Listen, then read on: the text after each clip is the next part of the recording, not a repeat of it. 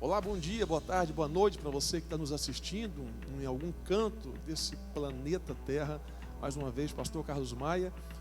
E eu tenho a alegria hoje de receber no nosso Shalom Cast um músico, um adorador, um servo de Deus, um pai de família, um marido, um visionário, um homem de Deus, André Monari. Avisa para os amigos que já estaremos no ar com o pastor André Monari e você não pode perder, que está muito legal.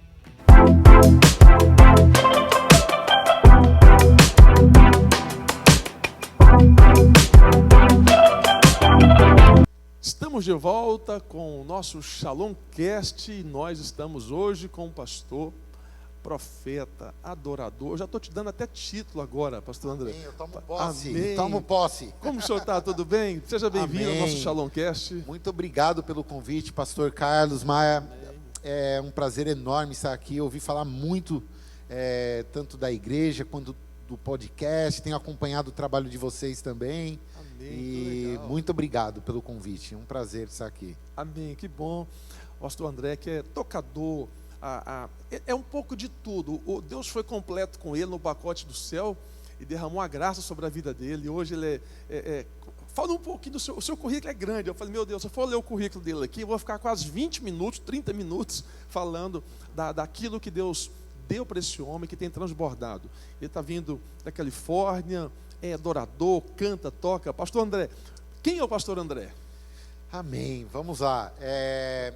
O nosso trabalho começou, na verdade, em 2017, quando Deus me resgatou da morte. Uau. E daqui a pouco eu vou falar sobre isso. Okay. E a vitória, né, que eu recebi em Cristo, e a libertação após uma vida de más escolhas com álcool, com as drogas, mesmo sendo criado, vindo de uma família cristã, uma família de pastores.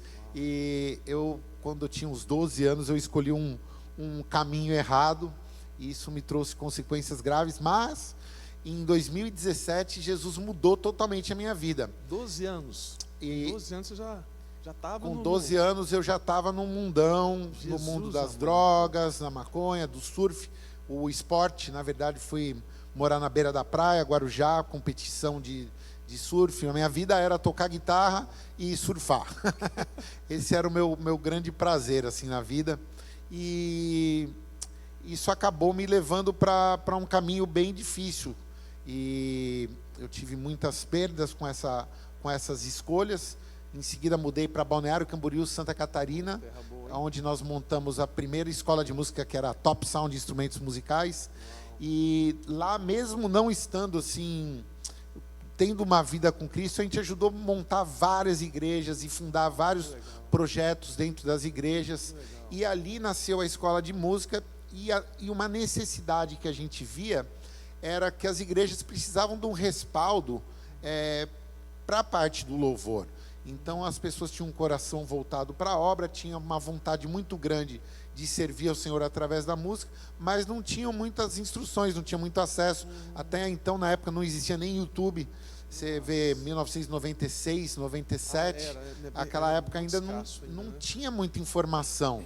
E depois da minha conversão em 2017, esses projetos eles vieram com muito mais força. Deus foi dando muita clareza de uma necessidade, uma emergência que as igrejas, principalmente na Califórnia, elas tinham na parte do louvor, do worship.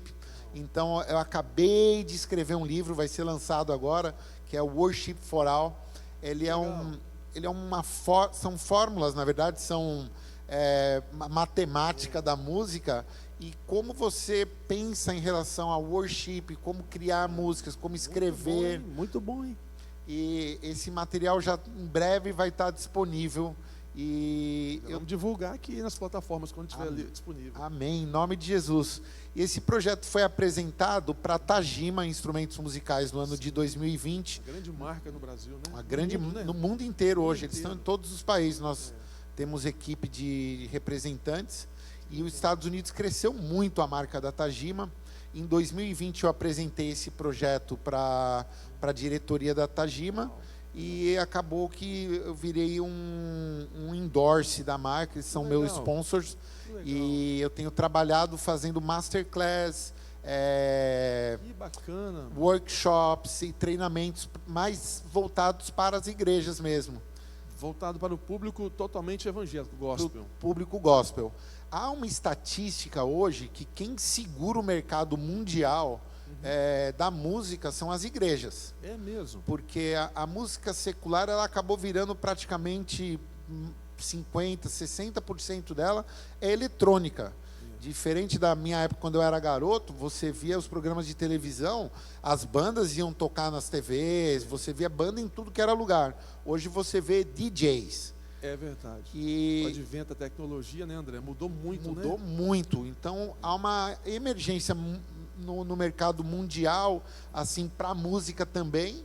E quem tem segurado esse mercado, eles dizem que o número passa de 70%.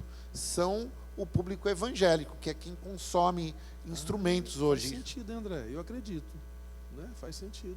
A massa evangélica, né? A massa evangélica.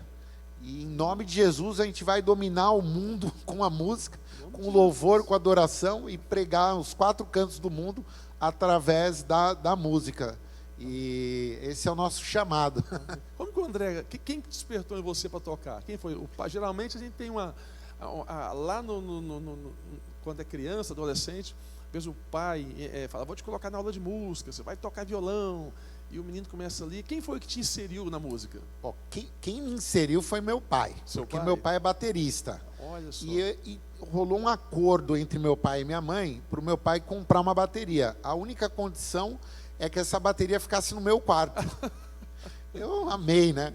Só que eu me lembro, tinha 6, 7 anos de idade, eu ia dormir ouvindo meu pai treinando bateria no meu quarto. Uau, então, eu me lembro dele tocando, eu dormia e já acordava no outro dia.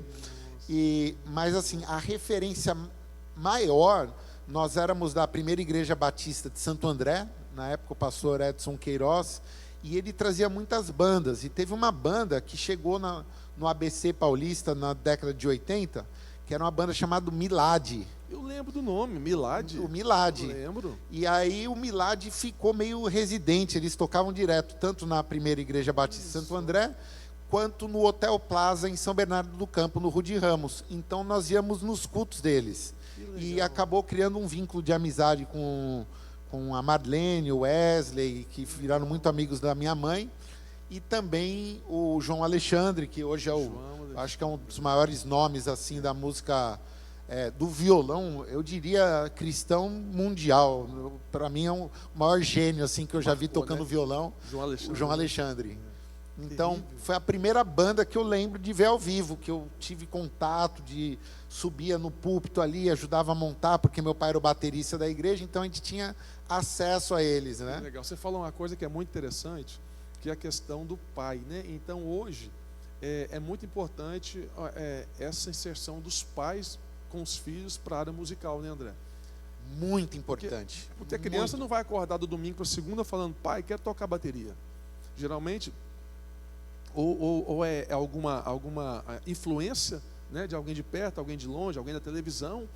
E aí onde entra a questão dos pais incentivar os filhos, né, André? Isso é muito importante. E muito importante também, se o filho escolhe um instrumento, não force ele tocar outro, principalmente a bateria, porque o filho chega para o pai e fala, eu quero tocar bateria. A mãe já olha, pelo amor de Deus, bateria não, vai para o teclado. Que o teclado a gente coloca um fone de ouvido e resolve o barulho. E a pessoa, ela não queria o teclado, ela queria a bateria. E como professor de música há 30 anos, eu posso te dizer assim, eu já tive casos de aluno que queriam tocar um instrumento, os pais obrigaram a tocar o outro, e a pessoa, quando teve a oportunidade de pegar o instrumento, que é o que ele queria aprender mesmo, ele desenvolve em 2 aulas o que ele não conseguiu desenvolver em 6 meses. Uau. Ou até 1 ano, muitas vezes. Rapaz, você falou uma coisa que é forte, hein? É a questão de lapidar o talento da criança naquela área, né? Naquela área. Se a gente pega hoje o Neymar e põe no lugar do Michael Phelps, com certeza não vai ser campeão mundial. Não daria bom. Se pega o Michael Phelps e põe para jogar bola, não vai ser campeão do mundo. Não daria certo também. É descobrir o talento na área, né? Na área. E eu sempre fui uma criança muito agitada na escola, eu dei muito trabalho por ser aquele cara que pulava e não parava. O violão, quando colocou o violão no meu colo, eu comecei a tocar guitarra e violão, comecei juntos os dois, o meu comportamento mudou automaticamente. Uau, olha só. E eu nunca quis, por mais que eu tivesse a bateria no meu quarto, não foi o instrumento que eu queria. O meu sonho era tocar guitarra.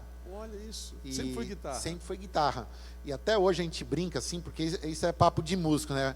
O cara toca um instrumento, se você vai ouvir uma música nova, geralmente a primeira coisa que vem no teu ouvido é o seu instrumento, é a guitarra.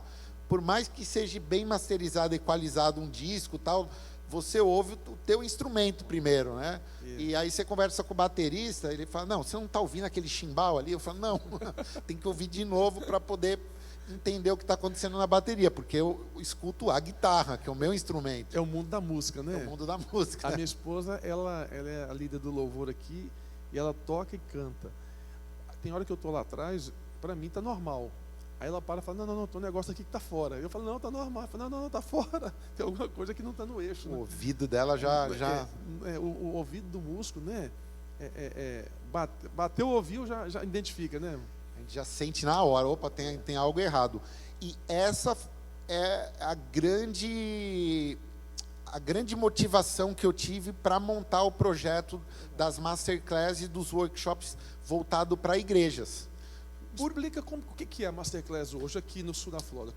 Como que poderia implementar esse projeto aqui no sul da Flórida? Eu tenho 2 tipos de projeto. O primeiro é sobre guitarra. Então a gente vai falar mais sobre guitarra. Ele serve para outros instrumentos também. Mas é um Masterclass voltado para guitarristas.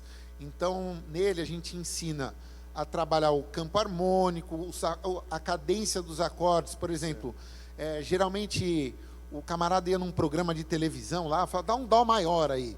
Como é que a banda sabe o resto dos acordes da música só falando que a música está em dó maior? Então, na verdade, existem umas cadências.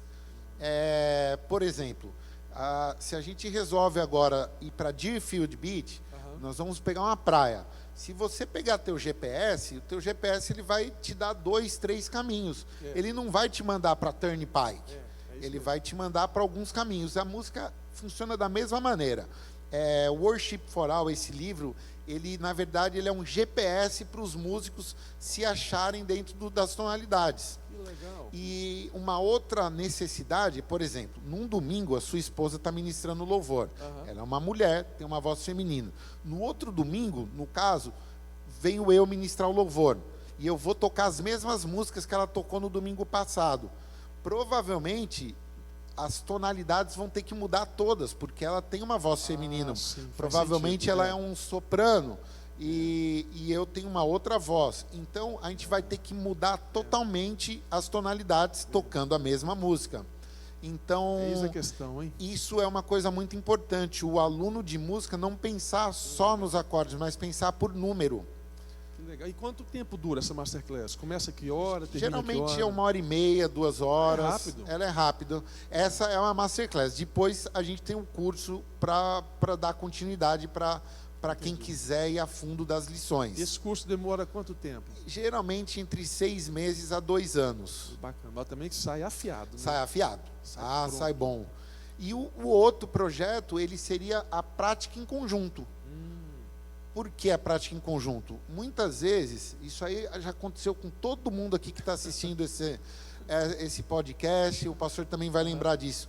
Você chega num lugar, tem uma banda tocando, e você fala: tem alguma coisa, está meio embolado. Né? Uma linguagem do mundo fala: está meio embolado. Tá? Tem alguma coisa que está errado. Geralmente quem leva a culpa é o mesário, né? O engenheiro de som geralmente é o culpado. Todo mundo olha para trás, né? Todo mundo olha para o cara: pô, o cara está fazendo tudo errado aí, está estragando com a música. Mas os mais pentecostais vai falar assim: o diabo está furioso. O diabo está furioso. E não é o diabo. E o diabo não tem nada a ver com isso, nem muito menos o engenheiro. Por exemplo, quando a gente tem uma banda completa, nós temos o tecladista, tem um contrabaixista, tem um violonista, tem o guitarrista e o baterista. O que acontece? Vamos imaginar que a música tem as frequências do grave, do médio e do agudo. O que geralmente acontece que embola tudo? O tecladista, ele começa a trabalhar com a mão esquerda, ou seja, ele está no grave. Ele pegou a frequência do grave. O baixista está aqui tocando baixo no grave também. O guitarrista está tocando os acordes aqui em cima, usando a sexta corda no baixo, pegando essas notas aqui, né? Que é o grave também. Então, o que acontece? Ele embola todinha a frequência de grave e o som fica rodando meio na igreja, fica aquela coisa meio indefinida. Então, uma das coisas que a gente trabalha, que seria o tópico 1, para começar a identificar o problema dentro das igrejas, seria o quê? Ó, a banda tem baixista, então tecladista, você vai evitar usar a tua mão esquerda. A gente vai trabalhar mais do meio do teclado para baixo. Guitarrista, você vai trabalhar os acordes usando as tríades nas primeiras 4 cordas da guitarra. Você vai evitar usar a quinta e a sexta corda. Então a gente vai trabalhar na região da quinta casa para baixo na guitarra. O violão ele fica mais solto fazendo a base zona mesmo dos acordes. A gente regula na mesa de som, deixa ele mais médio agudo só aí a gente já resolveu 70%, 80% do problema. Eu já passei por isso, não aqui, mas engenheiro. Eu já vi isso. De não entender muito, mas eu sabia que tinha alguma coisa errada. Essa é um erro frequente e normal, porque cada pessoa aprende a tocar um instrumento como? Sozinho, em casa. Então, se eu aprendi sozinho, eu estou tocando para mim. O tecladista está tocando para ele. O baixista está tocando, geralmente agora com o YouTube, temos bastante backing tracks, tem muita ajuda, então ele treina em cima do que ele está ouvindo ali. Mas quando coloca todo mundo junto, vira essa salada. Então, essa seria uma parte do assemble, né, que a gente chama, que seria a prática em conjunto. Então, esse projeto eu costumo trabalhar em algumas igrejas. Às vezes eu fico 6 meses, 1 ano trabalhando com um time, até deixar a banda redondinha.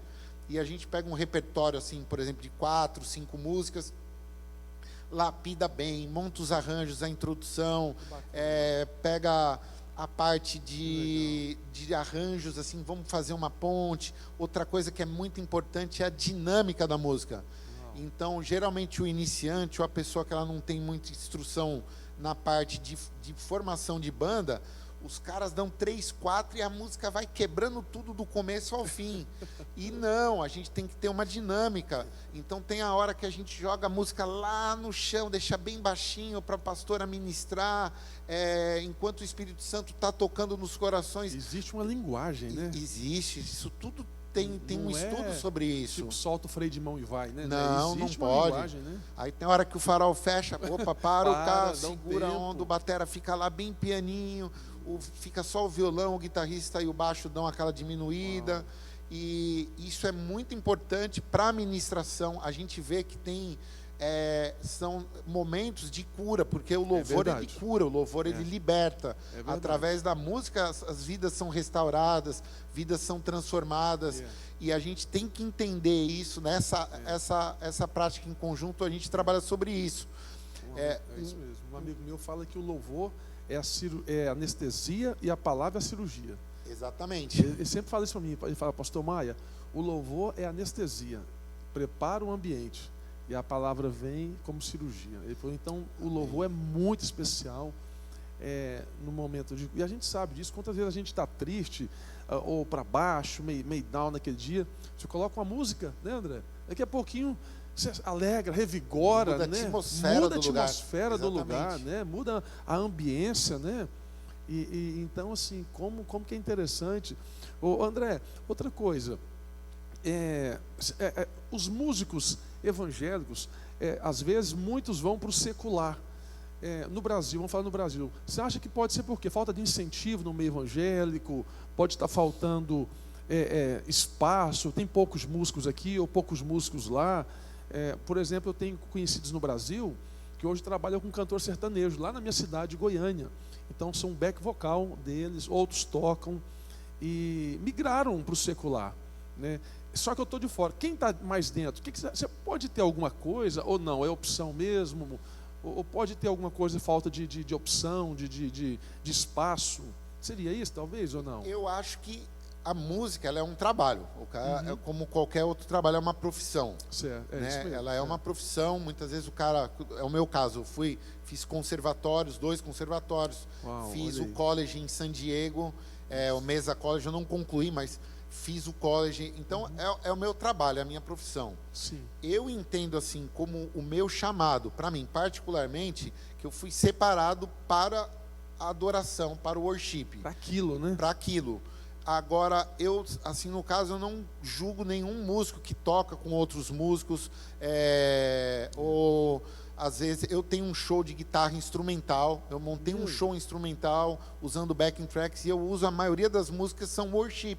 Que legal. Sem voz. Só Então na guitarra? eu canto na guitarra as letras dos worships. Mas além disso eu faço blues, jazz, eu misturo algumas coisas, que seria um trabalho.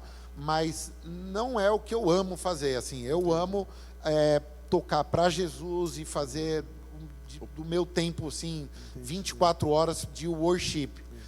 Às vezes a necessidade financeira leva o músico ao secular. Fala mais alto, né? Porque como o cara tem família, tem filho para criar, ele tem a profissão dele é músico, ele fala, principalmente aqui nos Estados Unidos, o cara fala, poxa, eu sou formado em faculdade de música, eu já tive casos de amigos, pô, fiz bacharel de música, sou formado em música e vou trabalhar aqui nos Estados Unidos de Grubhub, DoorDash, me acabar na minha coluna dirigindo, sendo que eu tenho uma profissão. Aí uma banda dessa recruta o cara, ele vai na hora. Ainda mais porque as pagas geralmente são muito boas. Sem falar do problema emocional, né? Porque às vezes a pessoa muda o propósito no meio do trajeto, de músico, aí sai para a área secular. A gente não está defendendo aqui quem faz e quem não faz, mas dando um exemplo hipotético aqui, que às vezes numa dessa a pessoa pode ter uma baixa emocional porque se perde dentro do propósito, né? Fala, poxa, eu vim para cá para algo, estou fazendo algo que não tem nada a ver com o meu propósito.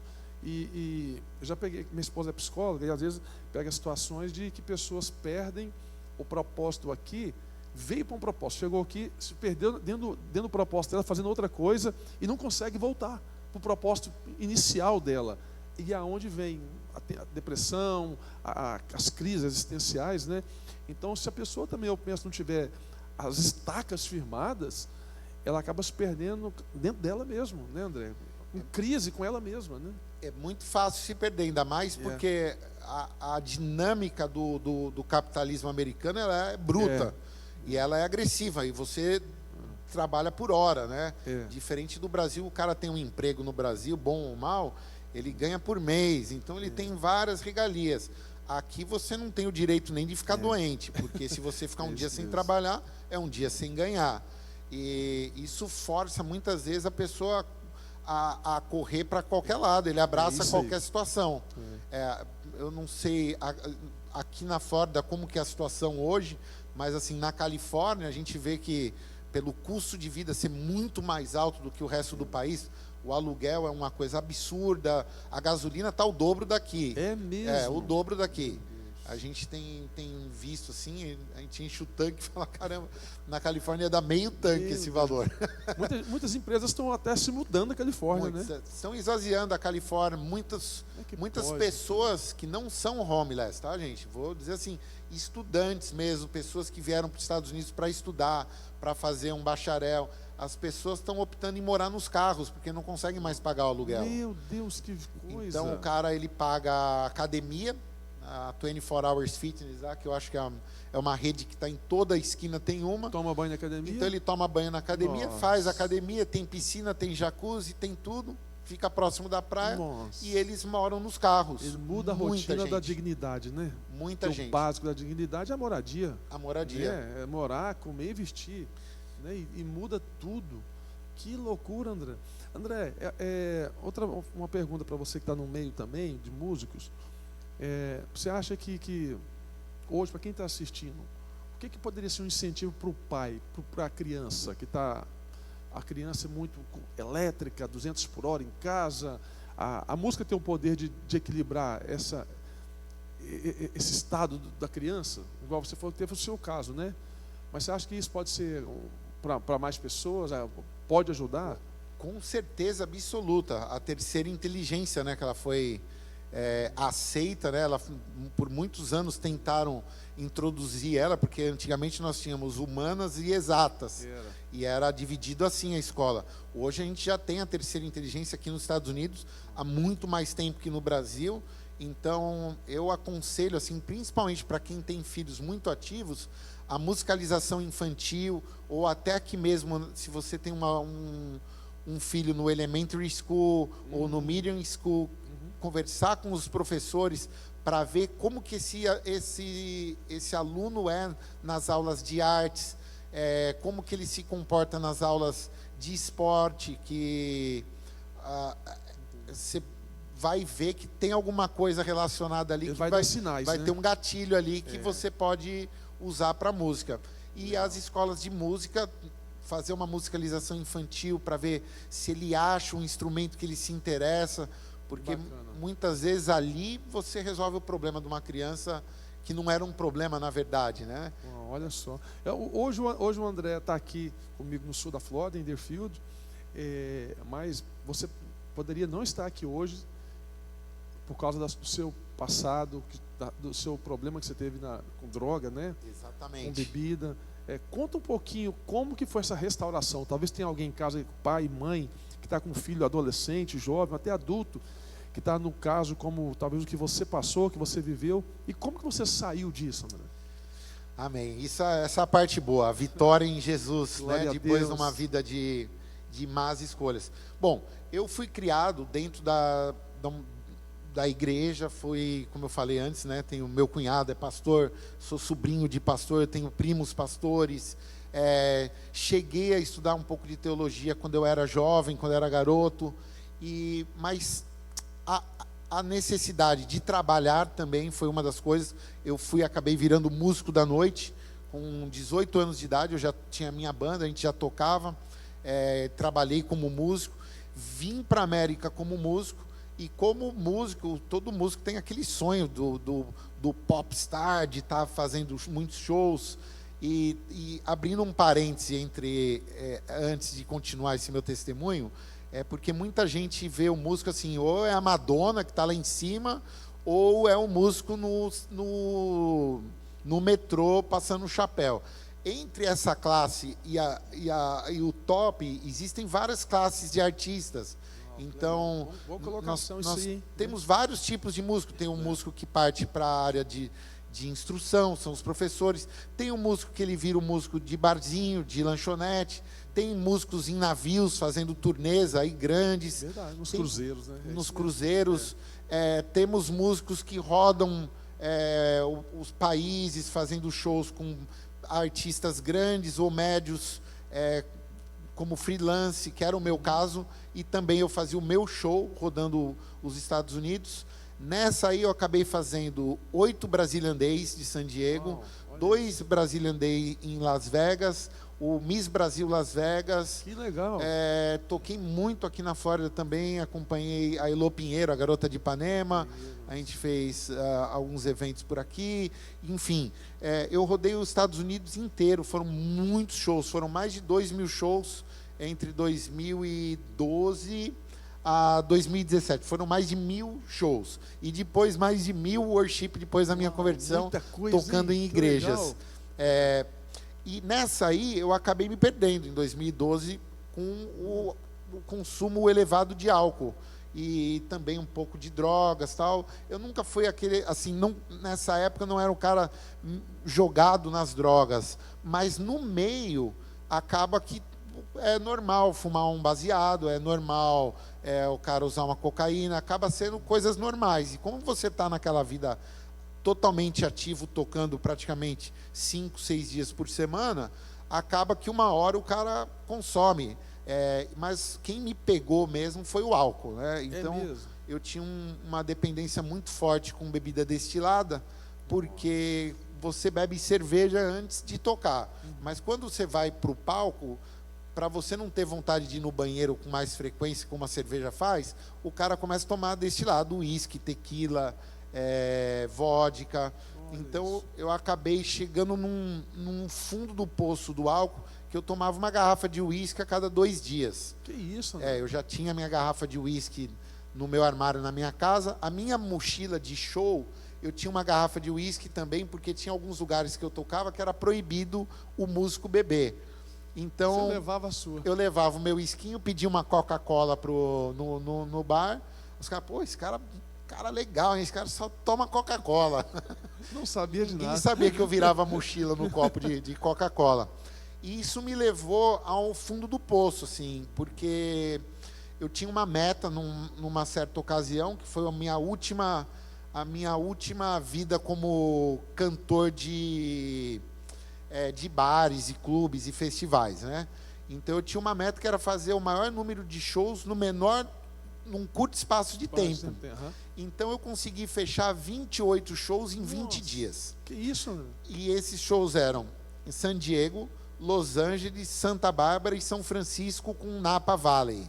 Que isso, cara? Isso tudo é uma distância de mais ou menos 600 milhas de Jesus San Diego a São amado. Francisco. Então o que eu fazia? Eu fazia segunda, terça e quarta San Diego, quinta eu tocava num bar em Hermosa Beach, em Los Angeles.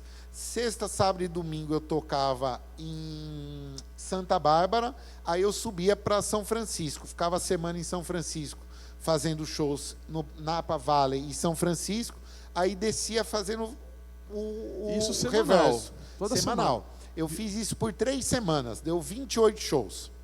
Meu Deus. Na terceira semana, quando eu cheguei em San Diego, eu falei, agora eu vou comemorar a minha vitória.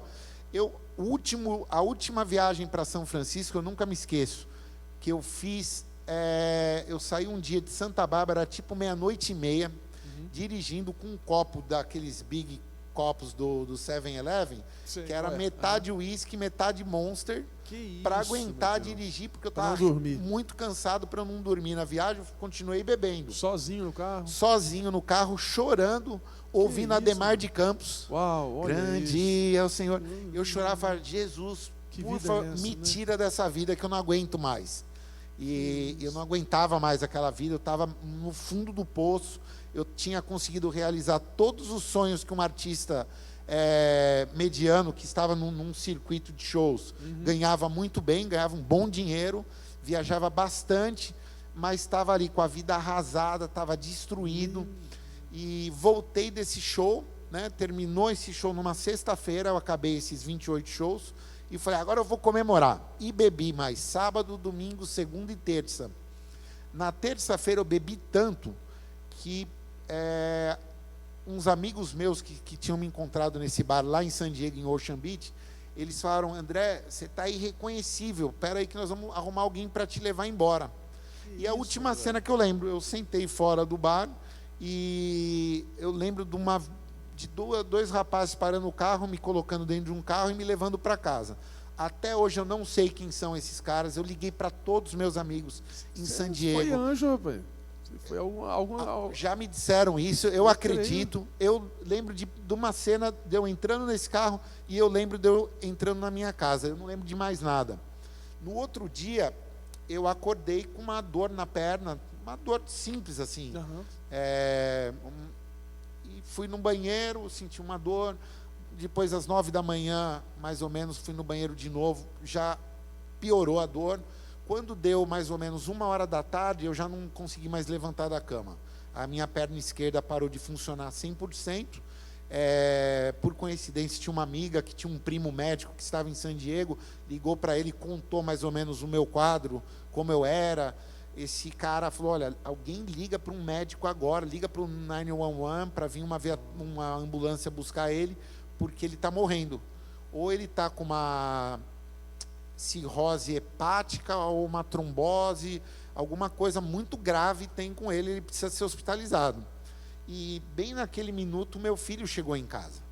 E meu filho me colocou no carro, me levaram para o hospital. Bom, para resumir, eu estava com uma desidratação que vinha há mais de 30 dias. Então, a quantidade de água no meu corpo era muito baixa. Então, isso aconteceu que os ligamentos da minha perna esquerda, eles derreteram. Que isso, André? Foi feito um MRI das minhas duas pernas. Uma perna você vê os ligamentos, né? Parece um dedo mais grosso, outro mais fino, mas você vê todos os ligamentos da perna. Da perna esquerda parecia um sour cream, parecia um requeijão. Você não tinha mais os ligamentos, você não via mais os ligamentos. Então, fui levado para o quarto, né? Aí o médico veio com o diagnóstico e falou, olha, provavelmente você vai voltar a andar em 6 meses. Então, você vai ter que fazer physical therapy, vai ter que fazer um tratamento de tipo como uma criança voltando a andar. Porém, tem um outro detalhe: esse cara não pode dormir, porque se ele dormir, ele vai entrar em coma.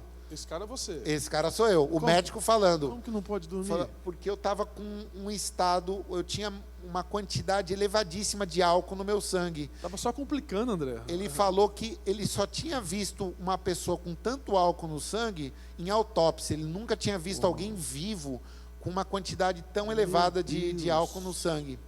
E ele falou: agora a nossa luta não é salvar a perna dele, a nossa luta é manter ele acordado, porque se ele dormir, ele vai entrar em coma.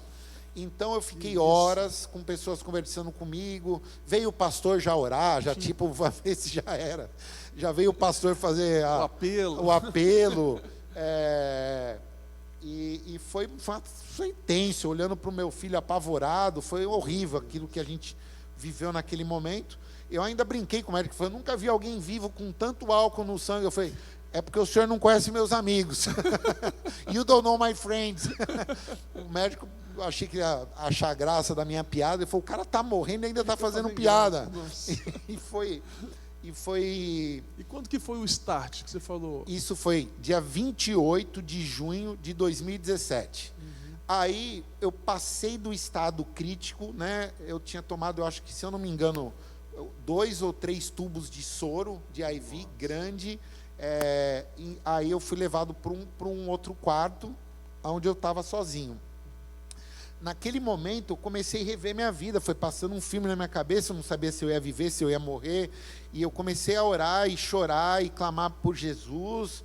E naquele momento deu um clarão no quarto. E eu ouvi a voz de Deus. Deus começou a falar comigo. Parecia que aquele quarto estava estufando, era uma sensação assim, foi a sensação mais forte do encontro com Deus que eu já tive na minha vida. Glória a Deus. E Deus falou assim: não, eu tenho uma promessa. Amém. Ainda não é o fim. Eu prometi para tua mãe que ela teria um Samuel. Sua mãe é evangélica? Minha mãe também. Minha mãe sempre orou por mim a vida inteira. E ela falou: eu prometi para tua mãe que ela teria um Samuel. E poder dar uma mãe que ora, hein? Uma mãe que ora. E o nosso trabalho só está começando. Meu Deus. E ali o que aconteceu? Passou aquele clarão no quarto, passou aquela como que se diz? Estava estufando uma presença de Deus muito forte dentro daquele quarto. E a única coisa que eu tive vontade naquele momento foi de ir no banheiro. Só que eu não lembrei de nada que o médico disse. Eu simplesmente levantei da cama, segurei o IV e saí no corredor, porque o quarto que eu estava não tinha banheiro. Quando eu apareci no corredor, tinha 2 enfermeiras do lado de fora daquela salinha que ficam as enfermeiras, e 2 para o lado de dentro. As 2 de fora, quando me viram, assustaram. A mulher parecia que tinha visto o fantasma. Ela me olhou assim... Porque não era para você aguentar em pé, você não aguentava ficar em pé. Não podia ficar em pé. O médico falou, no meu prontuário, dizia que eu não ia voltar a andar no mínimo de 6 meses. Olha o milagre. Aquele momento eu levantei e saí andando, segurando o IV, andando pelo hospital. As 2 ficaram... Eu achei que a mulher ia desmaiar, a mulher ficou pálida. As outras 2 saíram, aí começou uma loucura, porque enquanto 2 me levaram no banheiro, as outras 2 começaram a ligar para os médicos, falaram: o cantor está andando. Porque até então todo mundo já sabia que eu era músico no hospital e tal, e o cantor está andando. Eu lembro que ela falou isso.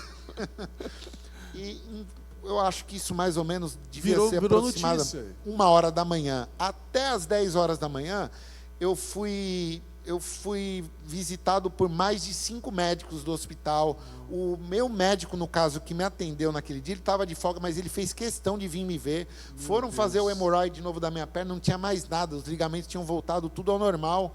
Quando deu 1h da tarde, eu estava de alta na minha casa. Glória a Deus. E no outro dia, eu estava surfando em Pacific Beach, San Diego, e nunca mais parei. O milagre foi completo. Foi completo.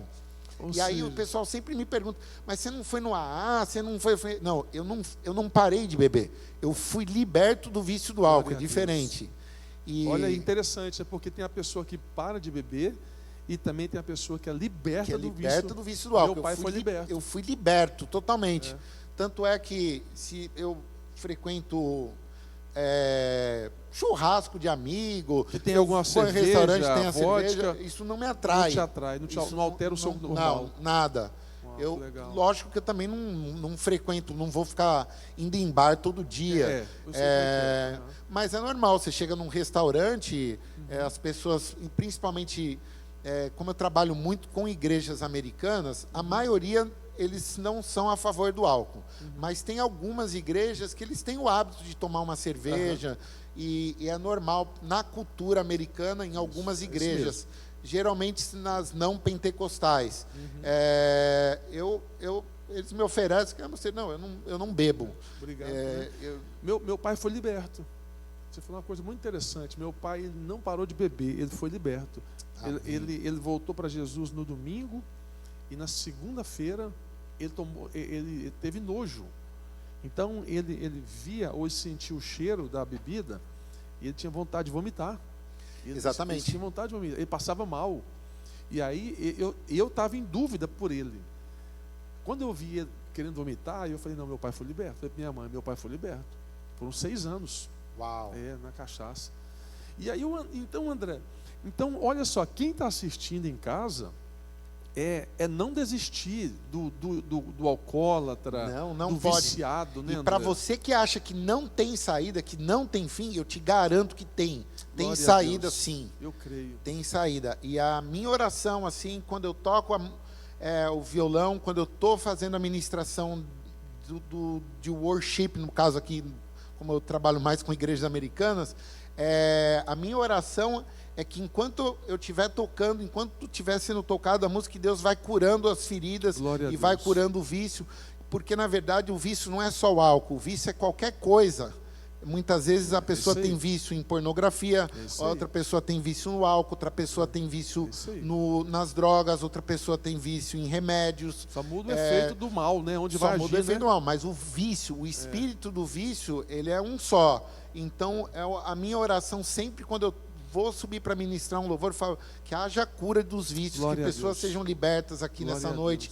E nesses últimos 7 anos eu tenho visto muitas pessoas sendo libertas, muitas pessoas, elas me ligam, falam, cara, depois do culto de sábado, depois do culto de domingo, eu estou há 3 dias, eu estou há 4 dias sem beber, eu estou sentindo Deus falar comigo, minha vida mudou, eu não sei o que aconteceu naquele culto, mas algo mudou. Então, esse é o meu chamado, assim, é onde eu tento ir o máximo para estar fora também das igrejas, fazendo trabalhos de rua, de evangelismo. Esse projeto que eu tenho da Monari Music, que são músicas instrumentais, que eu toco worship com a guitarra. Tem algumas coisas no YouTube, tenho sim.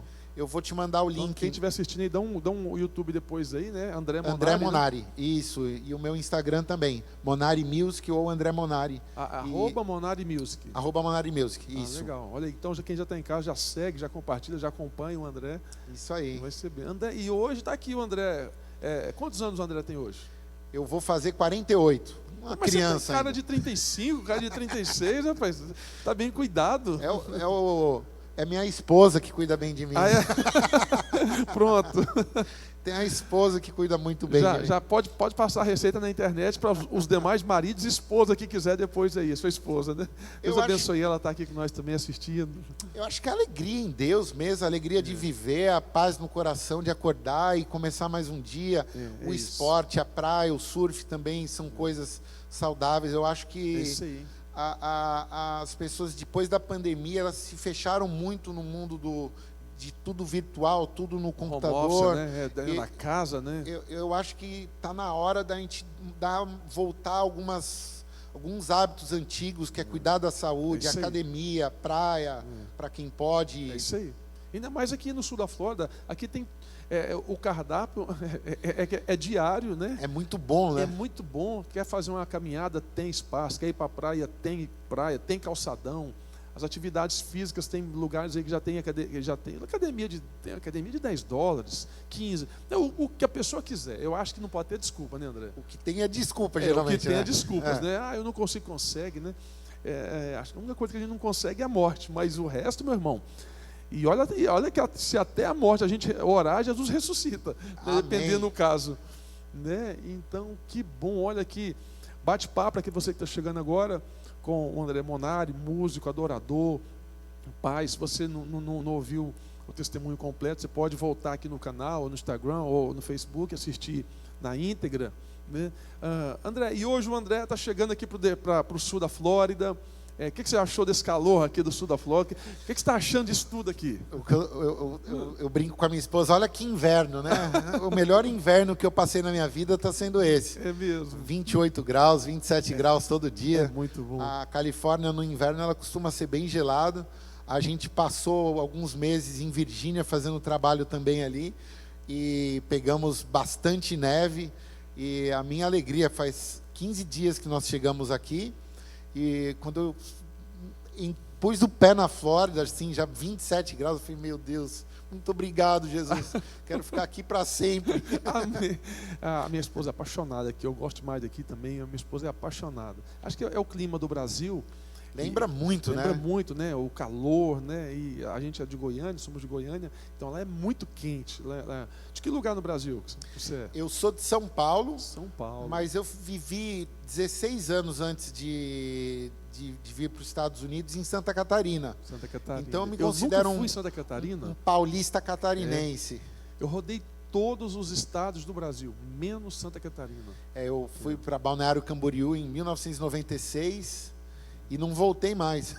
E olha só, e hoje, se não me falha a memória, salvo engano, acho que um dos metros quadrados mais caros do Brasil está em Balneário Camboriú. Balneário Camboriú, né? É isso aí. Virou uma cidade. Virou uma cidade, né? E ela é geograficamente uma cidade pequena e uma cidade com muitas igrejas grandes também. Tem um mover de Deus muito grande. Verdade. Eu estive lá em 2021, no meio da pandemia. Eu fiquei um pouco ali em Balneário Camboriú, Balneário de Penha. Olha e você só. entra no supermercado, tá tocando música do Fernandinho. Eu falei, que isso, que bênção. Que incrível. Você pega um Uber, tá tocando, o cara do Uber é cristão. Então tem um mover de Deus no estado de Santa Catarina assim muito grande. Eu creio que Deus tem enviado missionários para o mundo inteiro. Tem uma visão que alguns americanos, eu ouvi isso aqui na América, eu não tinha escutado isso antes, eu não sei se o pastor já ouviu falar sobre isso, que o cristianismo saiu, os primeiros missionários da região de Jerusalém foram para Roma, atravessaram a Europa, vieram para a América, desceram para a América do Sul. E há profecias que nos finais dos tempos seria o sentido reverso, que Deus enviaria os grandes missionários, sairiam da América do Sul para a América, para a Europa e voltaria para a região de Israel. E eu creio que hoje nós estamos num lugar estratégico de guerra. Eu creio nisso, André. Nós estamos num lugar estratégico e eu vejo o mover de Deus assim muito grande, principalmente aqui na Flórida. Eu vejo, creio, e eu lembro de profecias, até se não me falha a memória, de Billy Graham falando sobre que o Brasil seria palco de um grande avivamento e ia exportar grandes homens e mulheres de Deus para as nações, para incendiar as nações. Amém. E hoje é o que a gente vê, né? Eis-me aqui. Eis-me aqui, Jesus. Usa-me. Usa-me, estou na brecha, estamos na brecha, Jesus. André, que legal esse bate-papo contigo. André, eu quero fazer com você um bate-pronto. Vamos assim, lá. no supetão. Eu vou perguntar e você responde em uma só palavra ou em um só formato, mas é coisa do cotidiano do André. Pode ser? Pode. Está animado? Vamos lá. Não tem problema, não? Dá um medo isso, né? Vamos lá, então. Vamos começar. Uma comida. Feijoada. Uma cidade. San Diego. Um país. Brasil. Uma igreja. De Cristo. Amém. Um time de futebol. São Paulo. São Paulo? Que isso? Eu sabia que tinha uma coisa diferente aí. São Paulino. São Paulo. Um sonho. As nações para Cristo. Amém. Um lugar que você gostaria de conhecer. Indonésia. Indonésia. Um propósito. Pregar o Evangelho. E para finalizar, uma palavra para quem está em casa te assistindo nessa hora, uma palavra chave, flecha, aquela palavra assim, que vai no coração da pessoa olhando para essa câmera aqui. Jesus te ama e tem um plano enorme para a tua vida. Não importa em qual situação você esteja hoje, qual quadro você está vivendo, Jesus pode reverter qualquer situação e mudar a tua vida. Basta você crer e entregar a sua vida para Jesus, que o resto Ele fará. Amém, eu creio nisso em nome de Jesus. Amém. André, teve alguma coisa que eu não te perguntei? Você gostaria de ter respondido, ter comentado, ter falado, dentro do que nós falamos aqui? Bom, eu gosto de falar, né? Se deixar eu fico falando aqui Vira vigília. Vira vigília. Mas teve alguma coisa dentro do nosso bate-papo que você gostaria de falar e eu não te perguntei? Eu acho que não, mas os projetos das músicas, né? Que nós estamos projetando novas músicas, novas gravações agora, acontecendo para o ano de 2025. Para esse ano ainda já. Para esse ano. Foi um dos propósitos da gente vir para a Flórida. Eu vi uma pregação, vou falar bem, tentar ser o mais rápido possível. Eu vi uma pregação esses dias do Theo Hayashi, e que eu achei muito legal, e ela mudou assim o meu foco. Que ela falou assim: quais são as promessas de Deus na sua vida? Ou qual é o teu chamado? Qual é a visão? Quais são teus sonhos? Se você não tem nenhuma promessa, se você não tem nenhum chamado, o que você sonha para a tua vida? Ele foi fazendo algumas questões para você chegar no final da onde você gostaria de estar. Aí parou ali e falou: agora faz o sentido reverso para onde você está hoje e tenta ver o caminho. E foi aí que nós decidimos a Flórida. Nós entendemos, porque como eu componho minhas músicas em português, os meus trabalhos, 90% das minhas músicas são em português, eu tenho um chamado muito forte com a igreja brasileira, com o público brasileiro. Eu comecei a ver que na Califórnia eu estava fazendo um trabalho totalmente para o americano. Entendi. E isso tocou assim, falei, não, eu preciso estar num local aonde esteja a cultura brasileira aqui nos Estados Unidos. E também que eu tenha um acesso ao Brasil com mais facilidade para dar continuidade nos projetos aqui e lá. E aí veio como opção para mim e para minha esposa assim: Flórida ou Boston? Eu falei: Boston eu não vou, chega de neve. Frio, muito frio. Estou fora do frio.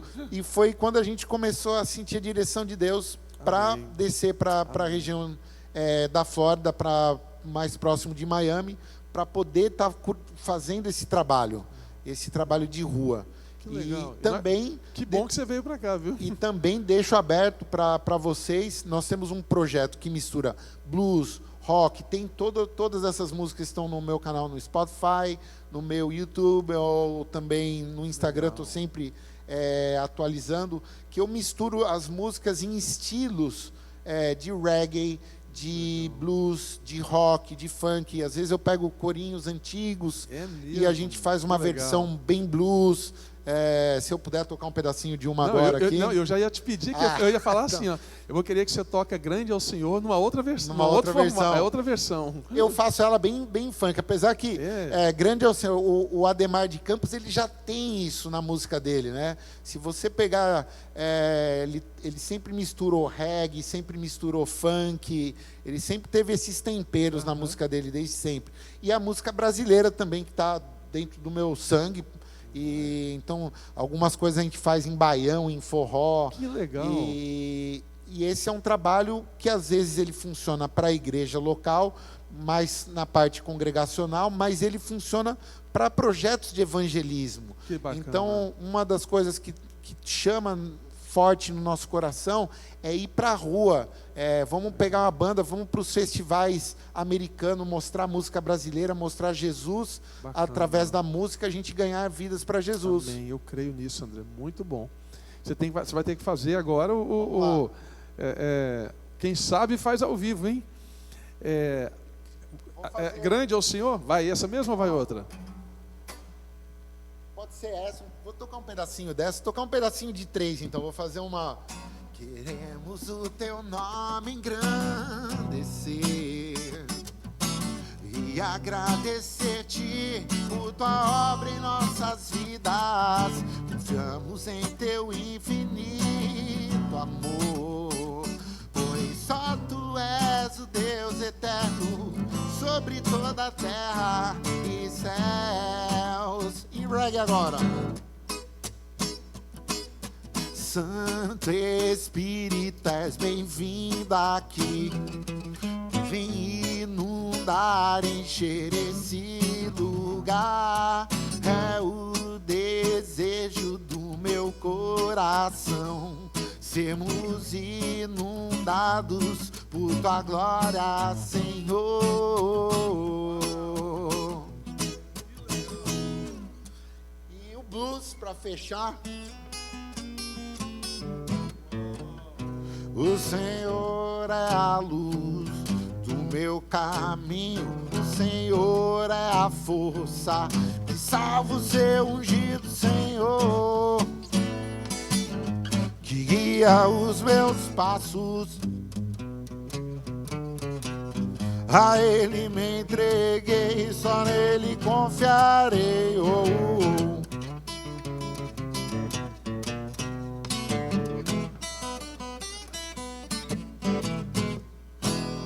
Ô, glória! Quem tem em casa bate palma para Jesus. André, Amém. muito obrigado. André, tem que marcar um dia para você vir tocar, cantar aqui na igreja, André. Você Vamos nos dá marcar. a honra de estar em um dos nossos cultos, ou na quinta-noite, ou no domingo pela manhã, e tirar aqui uns 10, 15 minutos de adoração com a igreja. E o convite já está aberto, hein? Só gravado. marcar o dia, só marcar o dia. Amém. Vamos vir. Vamos fazer esse dia de adoração aqui, sim. Amém. André, como que a pessoa encontra o André hoje para masterclass, para aula? Quiser deixar o seu contato, seu telefone, as suas redes sociais. Ok. Telefone 858-205-2383. 858-205-2383. No meu e-mail, monarimusic@hotmail.com, monarimusic@hotmail.com, e nas redes sociais está como @monarimusic no Instagram, ou André Monari, Facebook e YouTube também. Maravilha, que benção. André, muito obrigado por atender o nosso convite, de vir participar do nosso Shalom Cast. Que Deus em Cristo Jesus continue te abençoando muito, você, sua esposa, sua casa, sua família, e que esse novo tempo aqui na Flórida seja um tempo da completude de Deus, da abastança do Senhor, que as mãos do Eterno estejam sobre vocês em tudo que vocês fizerem aqui. Amém, pastor. O prazer é o nosso, o prazer é o meu. Muito, muito feliz de estar aqui. Estar aqui também é mais uma confirmação de que eu estou no lugar certo, num tempo certo que Deus se preparou para a gente também. E com certeza quero estar aqui fazendo uma noite de adoração com vocês. Vai ser uma honra, pastor. Já vejo vocês aqui, pelos olhos da fé. Amém. Amém? Amém. Obrigado. Amém. Deus abençoe, estamos juntos. Até a próxima. Você que tem em casa, Deus te abençoe muito. A gente finaliza aqui mais um Shalom Cast nosso. Fique ligado nas nossas programações, que ainda essa semana tem muita novidade para a sua vida. Deus abençoe, fica com Deus, até o próximo. Amém. Deus abençoe.